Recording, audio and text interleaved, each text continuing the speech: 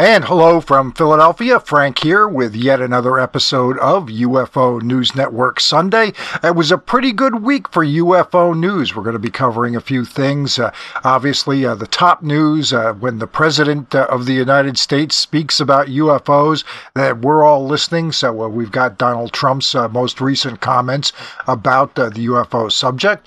We're also going to be talking a little bit about a document that just came out today regarding crash retrievals and so on and so forth. That doesn't look very compelling, but it's always good to get that stuff out there and take a critical look at it. Also, some very interesting news regarding the Wilson notes, Admiral Wilson himself going on the record about that, and we'll take a look back at a case I happen to know a little bit about, the Socorro case from 1964 that has been tied and is mentioned in the Wilson notes, and also there was a recent presentation by a different researcher who left out some key details that certainly any researcher worth his salt would have covered if they were covering the 64 Socorro Zamora case in detail. Certainly they would have had that, and if you're doing a fair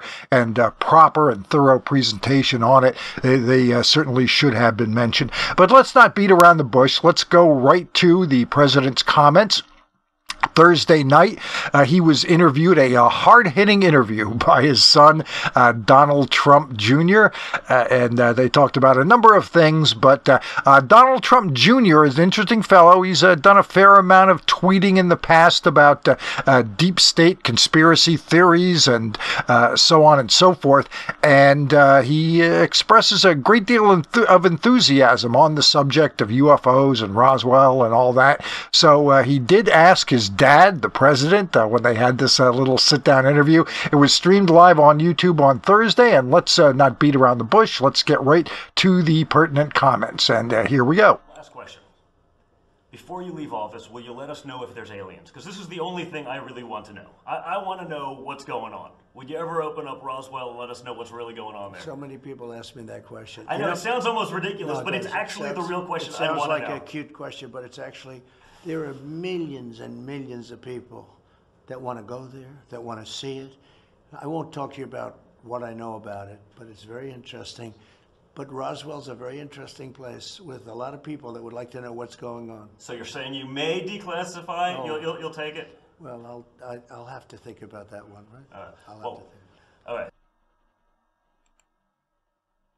And you can see Trump during the interview. He gives the answers. Roswell's a very interesting place. He expresses the opinion that he's learned a little bit about all this while he's been president. It is a little bit different than some of his earlier comments. If we go back and review things he said when asked about UFOs in the past, it's not something he ever has brought up to the best of my knowledge, but when he's been asked, he does respond, he does answer. Recently, an interview with Reuters, he said that it's a hell of a video. He wonders if it's real right after the Navy formally released videos from the Nimitz and Roosevelt cases. And then going back a little bit in a couple interviews he did, one with George Stephanopoulos. Again, he's not expressing a great deal of interest in it or belief in it, but he does support the pilot witnesses. So that's a nice sort of non-committal position to take there, not trashing the pilots, but not saying he necessarily believes in the UFO stuff. And then in an interview with Tucker Carlson, says he's got an open mind, again, expresses confidence in the accounts of the pilots, but is staying kind of non-committal. And in the interview itself, Trump Jr. has a big smile on his face when he's asking, and President Trump seems to, has a little bit of a smirk on his face in this particular screen grab, has his arms folded at one point. I'm sure some people are going to be doing a body language analysis of Trump's answers. The arms folding as he's not necessarily glad that his son asked him this question. Might have been the toughest question he got the entire interview. He looks off to the side and kind of smiles. He looks off to his right at the very end. There must be somebody off camera who also has an interest in this particular subject, and he just sort of looks off. Well, you got it in. So we'll see. We'll see if it. If we do see as the campaign wears on, a lot of other things are going on in the world, of course, but the UFO subject might pop up again, and if he gets asked, at least he does answer. So I would urge any reporter, any journalist who has the opportunity to interview him to go ahead and ask that UFO question. He said that it's at least a possibility he might be doing some declassifying of some UFO information. So we'll see how all that goes. I'm not holding my breath, but you never know. A lot of crazy things have happened, especially over the last few months, so we will see.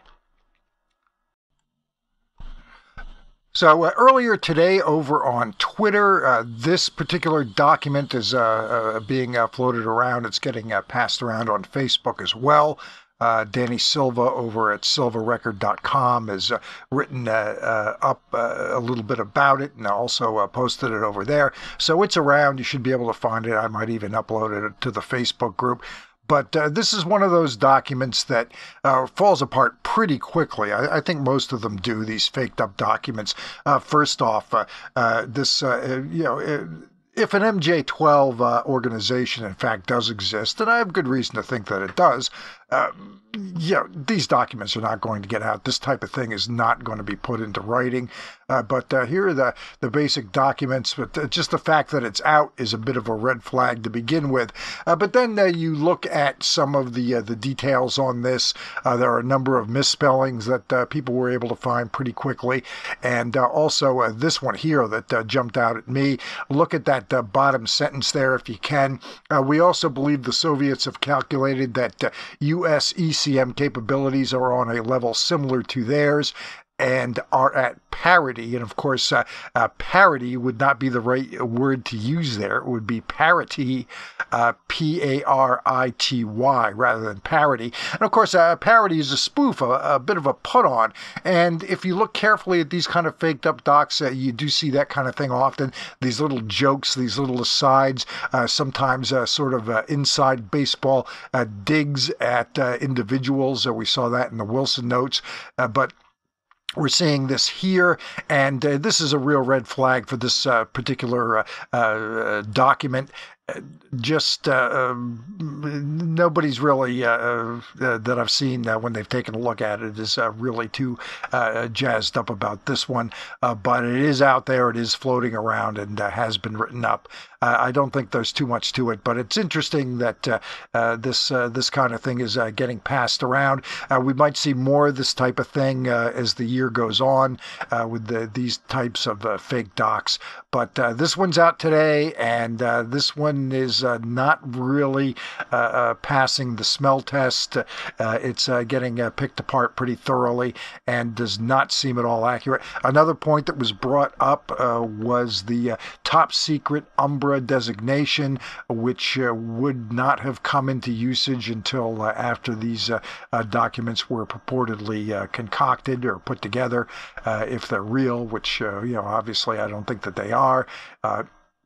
Also, apparently a note from Richard Doty, who's not exactly the best source, says that these notes were typed up from an original. Well, I don't know why you would do that unless,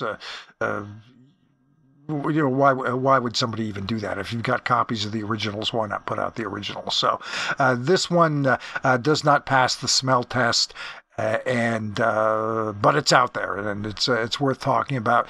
Anytime a leaked document comes out, that in itself should be a bit of a red flag, and whatever material is in there should be looked at very cautiously before getting behind it and claiming it's the leak of the century or any such thing like that. And this past Monday, Finally, we have an on-the-record comment from Admiral Thomas Wilson, retired, now living in retirement for about 18 years now. I was surprised to find out that Wilson's only 74 years old, so and apparently still a pretty sharp guy. And that also means he retired at 56, which is pretty young. It's a pretty good work if you can get it, so good for him. But anyway, Billy Cox from the Devoid blog was able to get hold of Wilson this past week, and basically he denied any kind of follow-up to the initial Greer, Mitchell, and Miller meeting and finding out more about the unacknowledged special access programs. But be that as it may, he gave a pretty firm denial to these notes and that he ever had anything to do with Eric Davis. So he said basically, quoting here from Cox's story, "I'm not saying that sometime somewhere I never met Davis, but I certainly don't know him. I don't remember him. I definitely did not sit with him in a car for an hour in Las Vegas. You may also see in those notes where I came with 2 other naval officers, a lieutenant and a lieutenant commander, and a petty officer was driving the car. I was not even in the Navy then, and the Navy was certainly not ferrying me around in a car at that point." Those notes are really detailed. It's like somebody wrote a fiction piece. He's right about that. We'll get into some of those details a little bit more, getting back to the quote here. But it never happened, trust me. There are so many things in those notes that are demonstrably inaccurate. Certainly, I would like to know a little bit more about that, which points he considers as demonstrably inaccurate. And I don't know how I could prove it, but I haven't been to Las Vegas since 1979-80.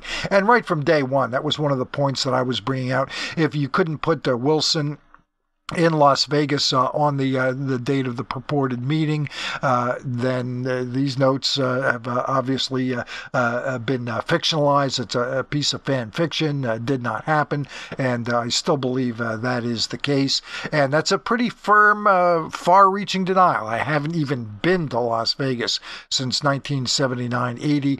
I can hold out that some of his denials regarding any follow-up he might have done to that Greer-Mitchell meeting in the Pentagon all those years ago didn't happen. That I'm not obviously quite so sure at. I think that I'm a little bit more open-minded on that. But as far as these notes being an accurate representation of a follow-up he might have had with Eric Davis at that point back in 2002, when Davis was living in Las Vegas, so he would have been there, no doubt about that. No surprise there. And was still working for Robert Bigelow's NIDS organization, the National Institute for Discovery Science. That part wouldn't be a shock at all. Of course, Davis was there. No surprise on that. But that Wilson was there, you still have to prove that Wilson was in town on that particular day. And even changing some dates around is a little bit problematic. And I'll get to that.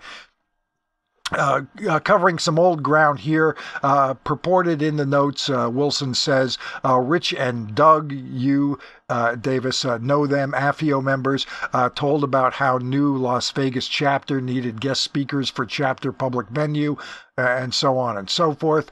And Rich, Doug I'm not so sure about, but Rich, I believe, is almost certainly a gentleman named Richard Kohn, who did start the Las Vegas AFIO chapter, and in fact they had their first meeting in October of that particular year.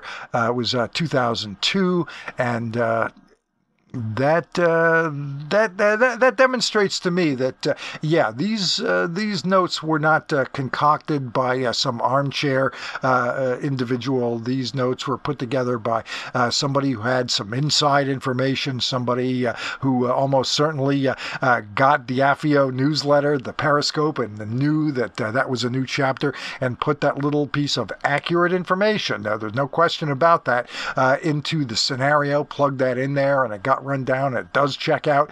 That proves to me that the person who put these notes together does know what they're talking about. And it's very interesting to me that the proponents for these notes, they won't talk about the fact that Eric Davis was a member of AFIO. They won't talk about the connection between Davis and his longtime employer, Hal Puthoff, and also the fact that Puthoff employed the noted disinformation artist known as Richard Doty. They don't want to talk about that sort of thing, and they don't want to mention the fact that this is actually the only piece of evidence that I'm aware of that actually checks out as far as the general scenario surrounding Wilson being in Las Vegas. And of course, we were able to turn up some information, a direct quote from John Alexander, that Wilson played no role, or did not, although it doesn't specifically state that in the notes, that Wilson played no role,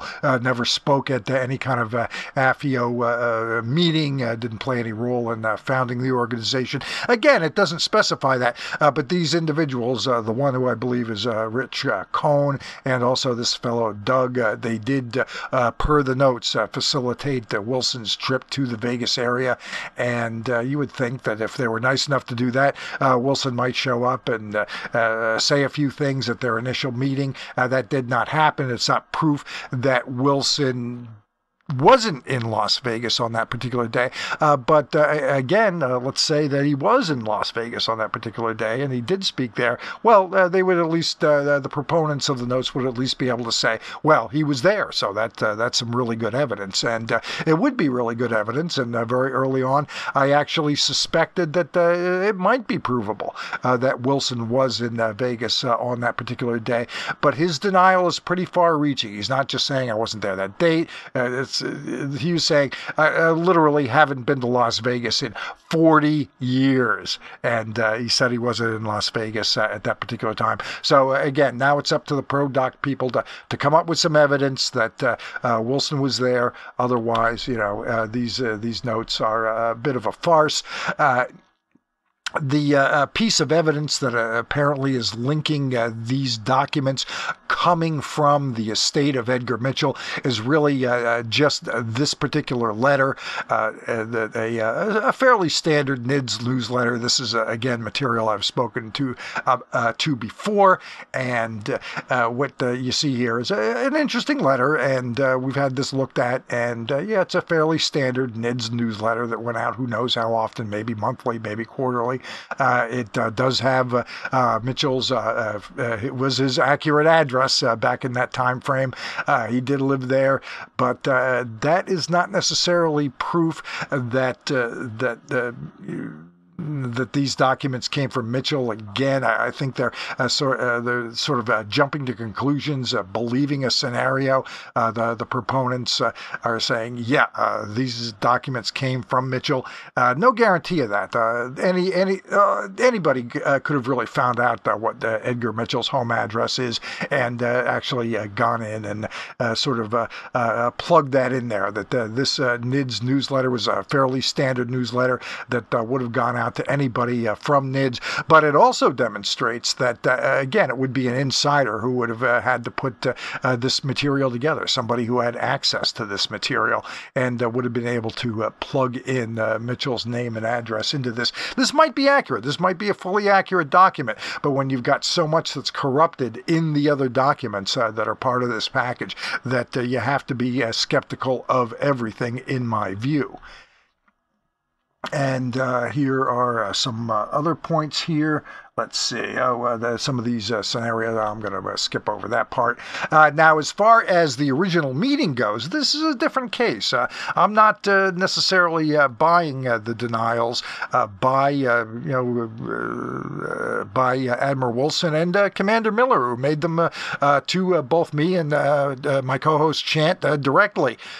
Basically, what I base that suspicion on is, of course, the hubbub regarding a Greer meeting set up by John Peterson with then CIA Director James Woolsey, and from talking to some people, including Dr. Joseph Burks, who was involved in setting that up, and knowing a little bit more about John Peterson's background, who was on the board of the National of Bigelow's NIDS organizations, that this my needle leans a little bit more towards Greer in terms of being accurate as far as that goes, and that's why I'm still staying pretty open-minded as far as any follow-up that Greer and Mitchell may have heard about, either from Wilson directly or from Miller. A little bit more open-minded on that. The notes, though, not so much. So that's where that's at now, and I keep hearing that, there's going to be this big confirmation that the notes are going to be proved, and of course I've been hearing that kind of thing for a year now, and well, we'll see. And again, this is a pretty far-reaching and detailed denial from Admiral Wilson. I noticed over the last week, the great proponent, the highest profile proponent of the veracity of these notes has come from Richard Dolan, and he has remained completely silent on the issue. And again, I'm not crowing too much. All I'm saying is this is a pretty damning piece regarding the notes. Not so much about the meeting itself, the original meeting, the Pentagon meeting, just to be clear here, that Pentagon meeting involving Wilson, Mitchell, Greer, and Miller. So that's the end of that for now. And as any updates come in, whichever way the evidence goes, we'll report it. We'll take a close look at it and give it a fair shake. Unlike some people who went hog wild and claimed that this was the leak of the century and so on and so forth. Well, they've been the silence is deafening from that end of things. So we'll see what happens with all that. And anything else on this? Let me think. Do I want to say anything else? Well, if I think about it, I'll plug it in later on in the show. Off to the next topic now. Finally, I'm going to talk a little bit about the 1964 Socorro case. This is a case that I got involved with way back the very first year I was seriously researching UFOs back in 2009. It was somewhat accidental, just looking around. Basically, I had contacted UFO researcher Tony Bergalia and basically wrote him a fan letter, and he had asked me, if you ever happen to find anything regarding an individual named Clyde Williams, who was running the Battelle Memorial Institute in the days following the Roswell crash. If I ever came across anything regarding him, to let him know. Well, I did. I started poking around. I didn't find anything directly related to UFOs, but what I did find was the fact that a very interesting guy, a guy who I'm a big fan of, two-time Nobel Prize winner and scientist Linus Pauling, had basically, I guess, stopped off at Battelle and had enjoyed his day there, and he and Williams had corresponded a bit, and I decided to take a look and see if there was anything online related to Linus Pauling and UFOs. Well, sure enough, there was. As it turned out, Pauling, after he died, donated all his papers to Oregon State University, and in fact, there is a website dedicated to that collection online, and at the website there was an article about Pauling's interest in UFOs. And the main piece that I found on the site was an outline of his regarding a potential UFO study. It seems like it's quite possible that he may have been asked to join the Condon Committee. He did have a relationship with Edward Condon, who headed up that committee.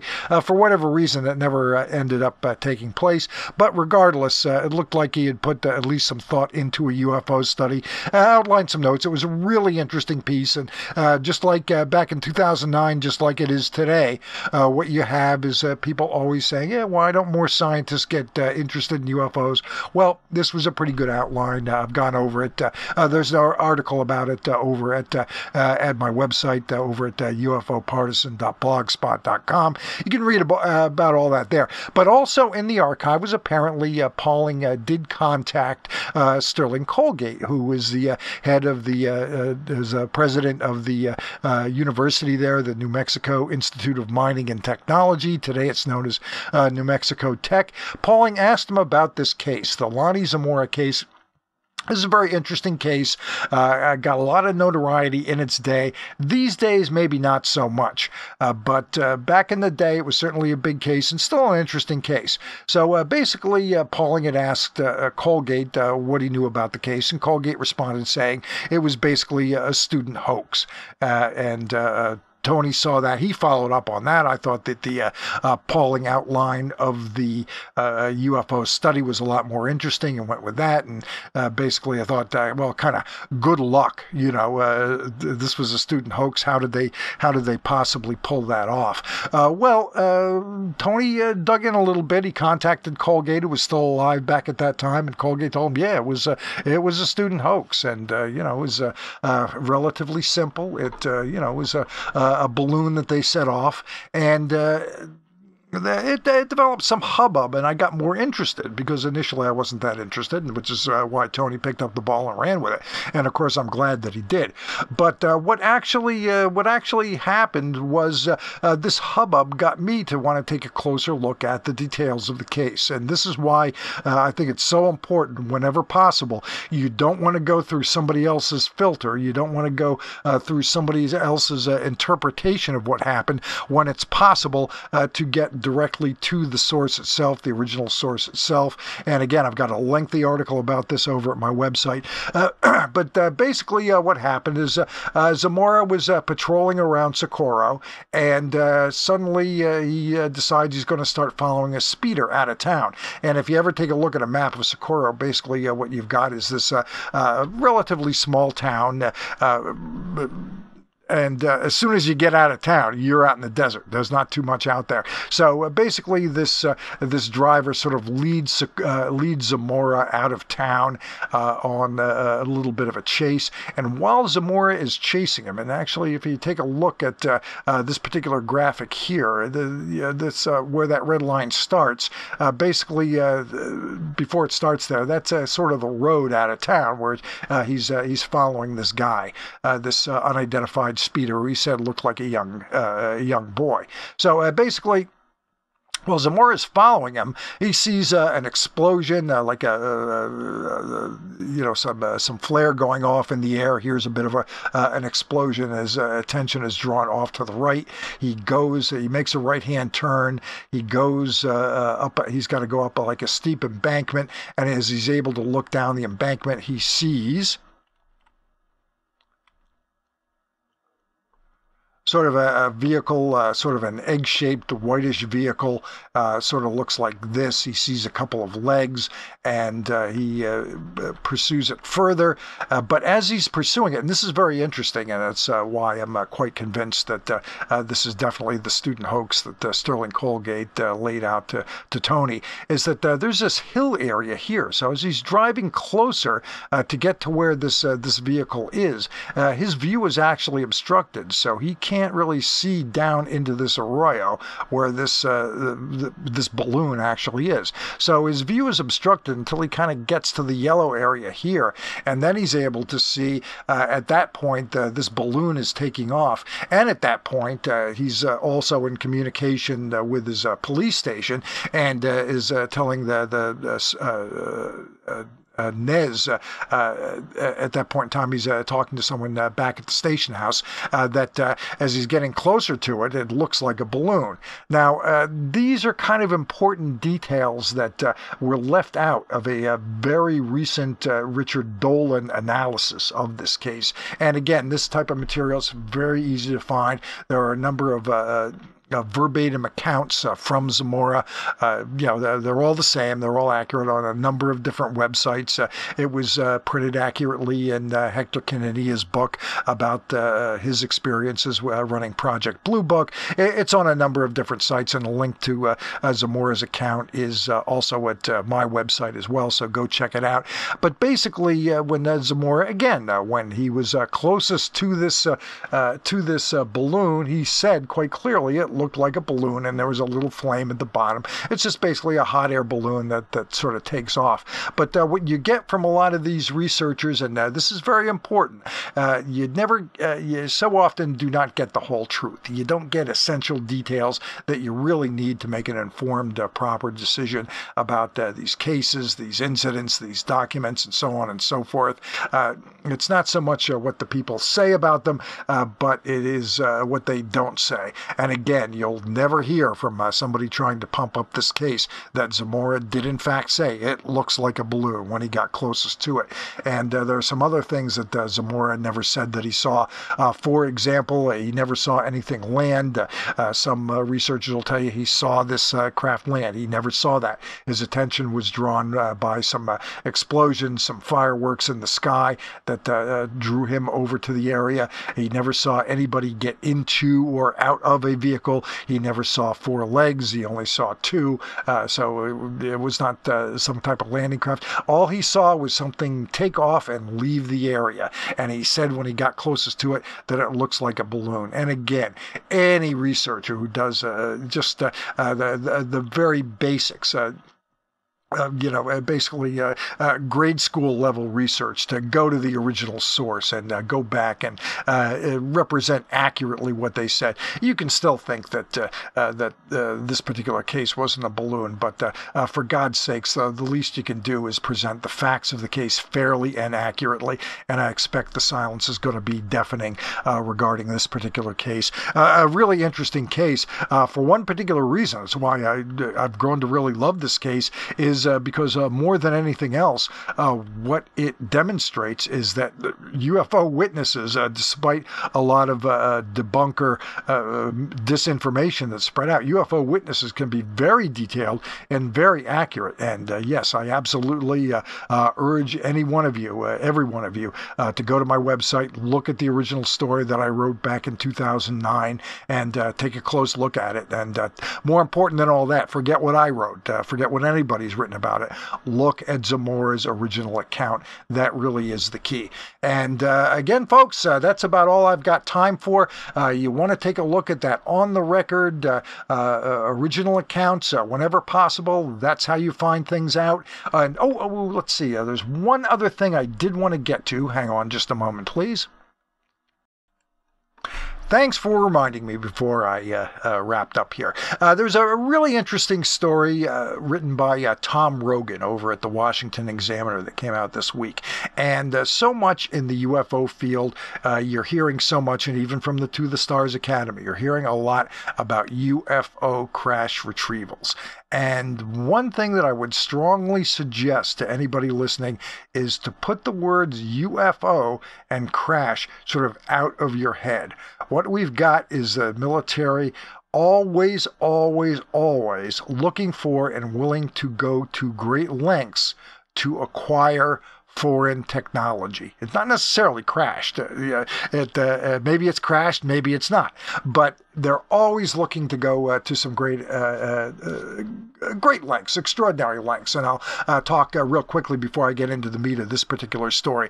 There's the famous story of a converted Tupelo 22 bomber that was, it's a Soviet plane that was converted to a spy plane that was used over Angola when they were involved in a conflict over there along with the Cubans back in the 70s. So they were there and they were flying one of their spy planes over, and apparently it came down. Well, it came down in the jungle, so it was pretty difficult to find. And as the story goes, the remote viewing program was in full swing at that point. And they actually got some remote viewers to try to find out where this plane was. And apparently they were quite successful. It's regarded as one of the great successes of the remote viewing program. So again, they're going through some great lengths. And also, going back to the 70s, some of you old enough to remember it, or maybe if you're not, look it up because it's a hell of a story. Absolutely a true story. The Glomar Explorer case. A Soviet submarine sank and fell to the bottom of the Pacific Ocean. It didn't crash, it sank, it fell to the bottom of the ocean. And obviously, the United States wanted to get their hands on it. So again, they go to great lengths. So what did they do? They contacted the still living billionaire and pretty advanced engineer Howard Hughes.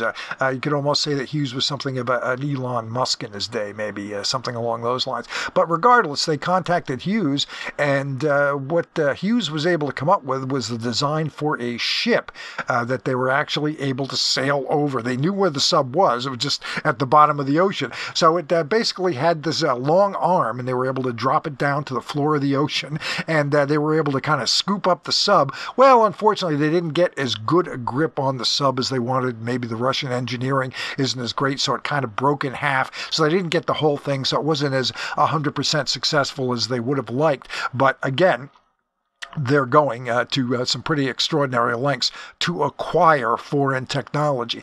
And this story from Tom that came out this week, it's very interesting because apparently what the U.S. military has done was secure an advanced Russian combat system. So here's the story, and I'll I'll read this. In early June, U.S. Military personnel secured an advanced Russian combat system in Libya. The exact identity of the platform, now extracted out of Libya and subject to U.S. technical analysis, is unknown to me, but I am led to believe it is either the Krasuka 4 electronic warfare system or the S-350 medium-range air defense system. Both reflect higher-end Russian military capabilities, primarily designed to defeat NATO air operations. So such systems have taken on added value in Libya of late due to the success of Turkish drones. Okay, well, we'll move forward. You can read that yourselves. The U.S. success under the authority of the Defense Intelligence Agency's Foreign Military Exploitation Program is a significant one. And this is, I'll get into some more details later. But what do we know? Well, speaking on the condition of anonymity, 2 current defense intelligence officials and 1 former official said that the military now has a highly advanced Russian military system under its control. It was secured from the control of a Russian military intelligence contractor, the Wagner Group, and those details, okay, I'll pass over those. That said, there is no evidence that the system was secured by the use of U.S. combat action. I reached out to numerous government agencies, but received no request to avoid publication or omit details. Officials offered no comment on the specifics of the story, but did not deny them. Behind the scenes, however, U.S. officials are celebrating a significant win. Now, this is kind of key because think about UFO crash retrieval. Seriously, how often do you think that happens? How often do you think that the military or defense intelligence agency personnel are able to go out and hunt down UFO material? Well, and even then, if they hunt down foreign technology, they necessarily know. Let's say something fell from space. Do they necessarily know it's ET or, Russian or Chinese or whatever the case may be? But no, they're going to want to go get it. So the idea that there are crash retrievals, sometimes they're crash retrievals, sometimes something drops into their lap, a defector might fly a fully functional jet over, or somehow it seems like they got this particular platform fully functional, and they were able to just, apparently walk it right out from under the nose of this Wagner Group over there in Libya. Don't know the details, and they're not in here, but that sort of thing, I think, likely does happen. But in the narrative that you so often hear, UFO crash retrieval, it sort of leaves I think, an erroneous impression that somehow there's this special task force that is just sitting around to wait. Hey, another UFO's come down. Let's go out and get it. It doesn't work that way. And that is, again, a real-world example of if there is any kind of UFO crash retrieval, it kind of works this way and then gets routed wherever it gets routed. But we're also seeing, Tom, of course, is written in great detail at great length, and I think with a remarkable level of savvy about the UFO subject. And if he's getting this material from defense intelligence people, that might very well be the same location of his sources on his seemingly well-informed UFO reportage. So that's that for now. We're we're done for this week, and it might be another week, might be another 2 weeks, might not be until after the premiere of Season 2 of the TTSA show Unidentified over on the History Channel. That program is apparently going to start up on July the 11th, the Saturday night, a change in nights, but in this day and age, we can always pick up these shows whenever we pick them up. So maybe there'll be another update, news update between now and then. Maybe the next show will be a review of episode 1 of season 2 of Unidentified. Can't say for sure, but regardless, once I get a couple, 3, 4 things together that I think are of note and are worth talking about, we'll do another show, and glad you all tuned in. So have a great weekend, everybody, and I'll see you next time, whenever that is. Bye-bye.